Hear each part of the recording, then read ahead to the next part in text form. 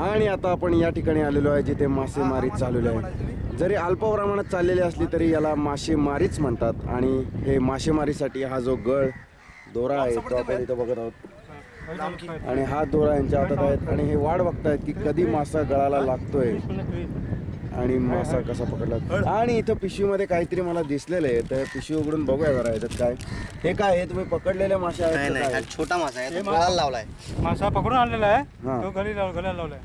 मासा त्यांनी पकडून आणलेला आहे आणि त्यांनी तो गळाला लावलेला आहे. आणि त्यांनी ते अशी अपेक्षा व्यक्त करतायत की त्या गळाला लागलेला मासा आहे तो त्याला लागणार आहे आणि त्याला पकडून कुठला तरी मासा पडायला लागली का? हा येणार. ओढली ती दिसत नाही. वर थर्मोकॉल असतं ना, काडी असते. हा काहीतरी असताना दिसेल, तेच म्हटलं मी ओढलं गेलेलं. त्यांना दररोज चांगलं त्यामध्ये लावायची गरज नाही. अंदाज काही दुनिया काय नाही, ते चाललंय पुढे बघ. ते पाणी पुढे ते म्हणतं चालतंय. काय करतात?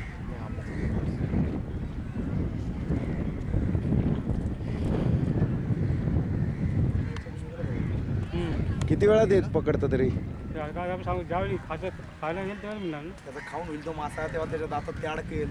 हा हा हा बरोबर. काय काय लावलंय त्याला? मासाच रे हा मोठा. दातात काय अडकेल? पिन लावतात, पिन पुढं अशी वाकडी करून. असं ना सगळं हा. हा घुसतात. कसं बघू? भगवंताला बोलता देवाला कसं अडकवतात कसं? होईल होईल झालं. असा असतो आणि तो जेव्हा तो मासा चाललंय बघ, पूर्ण आता खातो. उलटा ते बघ. पुढं सोडत आहे.